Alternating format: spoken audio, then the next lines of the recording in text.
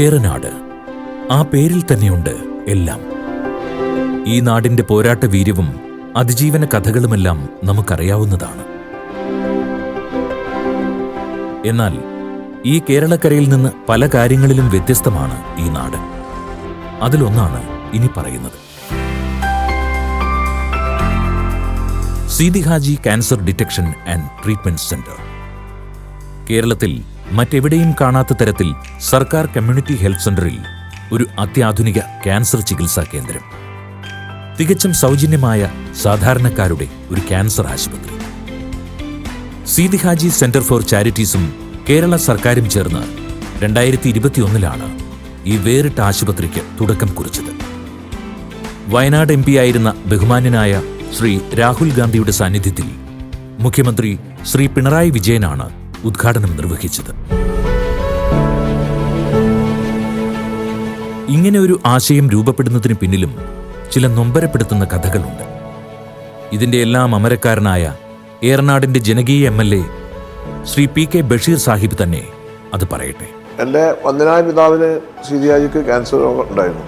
ചികിത്സക്ക് അമേരിക്കയിലൊക്കെ പോയി 59-ാമത്തെ വയസ്സിൽ ഈ ലോകത്തോട് പാപ്പ യാത്ര വന്നു. കഴിഞ്ഞ 96 എൻ്റെ രണ്ടാമത്തെ മകളെ SLCക്ക് പഠിക്കുമ്പോൾ എൻ്റെ മകൾക്ക് പെട്ടെന്ന് അപ്രത്യക്ഷമായി ഒരു ടെസ്റ്റ് നടത്തിയപ്പോൾ ക്യാൻസർ രോഗം കണ്ടുപിടി. നീണ്ട 4.5 കൊല്ലം ഞാൻ ഇന്ത്യയിലെ വിവിധ ആശുപത്രികളിൽ ചികിത്സക്ക് വേണ്ടി മകളുമായിട്ട് പോയി. ആ സമയത്തൊക്കെ ഞാനങ്ങനെ ആലോചിക്കും, ഇതൊരു സാധാരണക്കാരെ ഒരു കുടുംബത്തിൽ വന്നാൽ, ഒരു സാമ്പത്തികമായിട്ട് പ്രയാസമുള്ള ഒരു കുടുംബത്തിൽ ആൾക്ക് അസുഖം വന്നാൽ എന്തായിരിക്കും അതിൻ്റെ സ്ഥിതി എന്നുള്ളത് ആലോചിക്കണം. എൻ്റെ മകൾ 2001 19-ാമത്തെ വയസ്സിൽ ലോകത്തോട് വിടവും.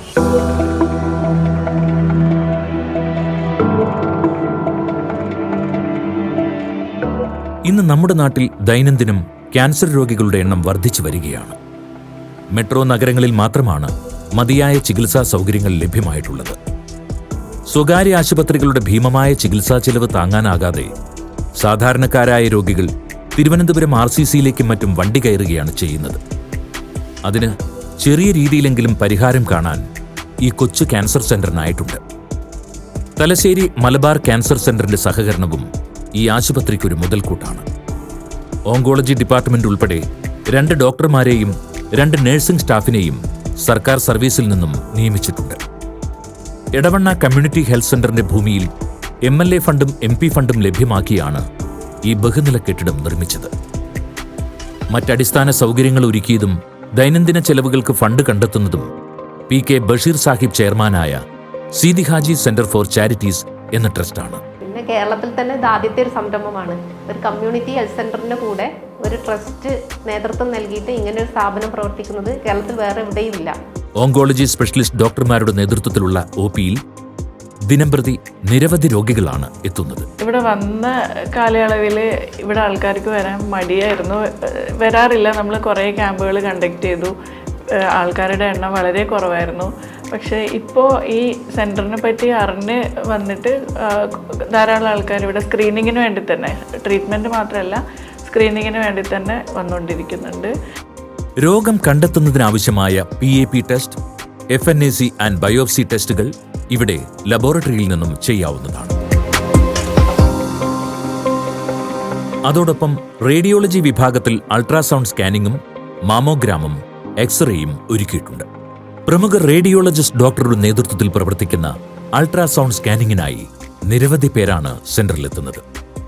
സ്ത്രീകളിൽ വളരെ കൂടുതലായി കണ്ടുവരുന്ന സ്തനാർബുദം നേരത്തെ തന്നെ കണ്ടെത്തുന്നതിനുള്ള മാമോഗ്രാം ടെസ്റ്റും വളരെ ജനകീയമായി തന്നെ ഇവിടെ മുന്നോട്ട് പോകുന്നു. ഇന്ത്യയിൽ തന്നെ കേരളത്തിലാണ് ബ്രസ്റ്റ് ക്യാൻസർ ഏറ്റവും കൂടുതൽ റിപ്പോർട്ട് ചെയ്തിരിക്കുന്നത്. അപ്പോൾ സ്ക്രീനിങ് നമ്മൾ എത്രത്തോളം കൂട്ടുന്നോ അത്രത്തോളം നേരത്തെ കണ്ടെത്താനും കഴിയും, ട്രീറ്റ്മെൻറ്റ് നേരത്തെ കഴിയാനും പറ്റും, 100% ചികിത്സിച്ച് ഭേദമാക്കാനും പറ്റും.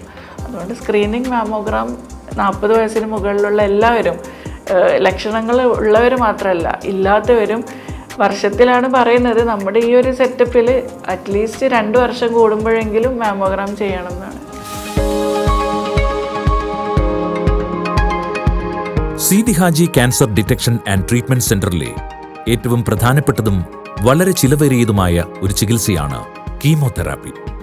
വിവിധ സ്പെഷ്യാലിറ്റി ആശുപത്രികളിൽ നിന്ന് പോലും കീമോതെറാപ്പിക്കായി രോഗികൾ ഇവിടേക്കെത്തുന്നു. ഒരുപാട് ആളുകൾ പ്രയാസവും കാര്യങ്ങളും ഒക്കെ അനുഭവിക്കുന്നുണ്ട്. നമ്മൾ ട്രെയിനിൽ കീമോതെറാപ്പിക്ക് പോവുകയാണ് തിരുവനന്തപുരത്ത്.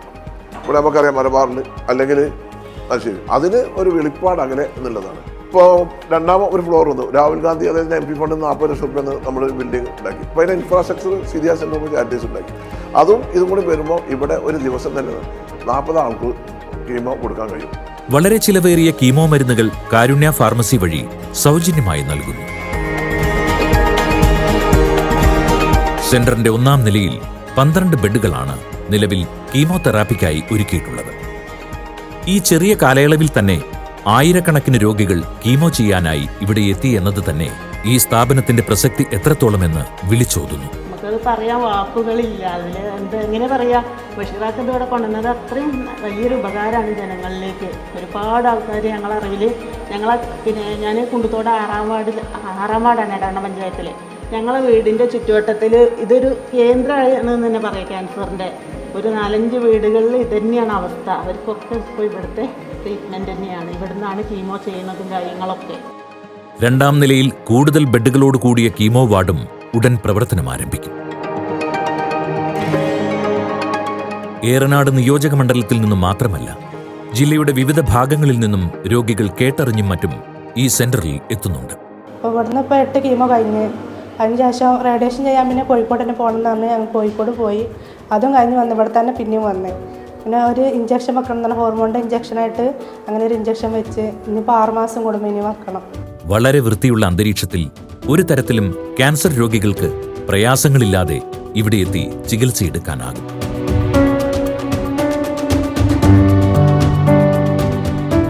നാടിന്റെ പുരോഗതി എന്നാൽ നല്ല ആരോഗ്യമുള്ള സമൂഹവും ജനങ്ങളും ഉണ്ടാവുക എന്നതുകൂടിയാണ്.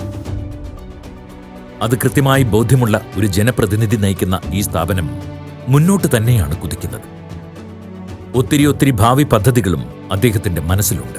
അടിസ്ഥാനപരമായിട്ടുള്ള കാര്യങ്ങൾ വിദ്യാഭ്യാസ രംഗത്ത്, ആരോഗ്യ രംഗത്ത് ജനങ്ങൾക്ക് പ്രയാസം ഉണ്ടാകുന്ന, ഇന്നിപ്പോൾ ചികിത്സ ഏറ്റവും അധികം ചെലവ് വരുന്നൊരു കാലഘട്ടത്തിലാണ് നമ്മൾ ജീവിക്കുന്നത്.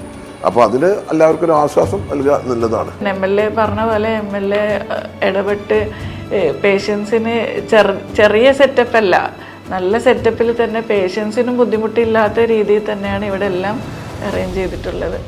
രോഗം വന്ന് ചികിത്സിക്കുന്നതിനേക്കാൾ നല്ലത് അത് വരാതെ നോക്കുന്നതാണ്. അതിനായി ജില്ലയിലുടനീളം നിരവധി ക്യാൻസർ ബോധവൽക്കരണ ക്ലാസുകളും രോഗനിർണയ ക്യാമ്പുമൊക്കെ സംഘടിപ്പിക്കാനും സെന്റർ മുന്നിൽ നിന്നിട്ടുണ്ട്.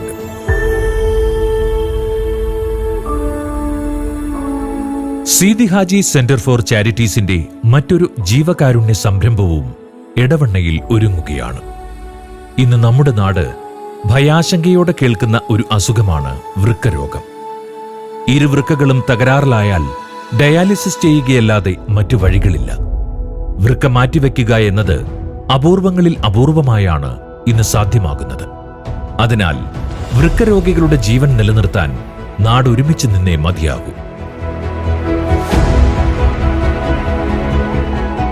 സ്വകാര്യ ആശുപത്രികളിൽ ഒരു ഡയാലിസിസിന് മാത്രം 1500 രൂപ മുതൽ മുകളിലോട്ടാണ് പണച്ചിലവ്.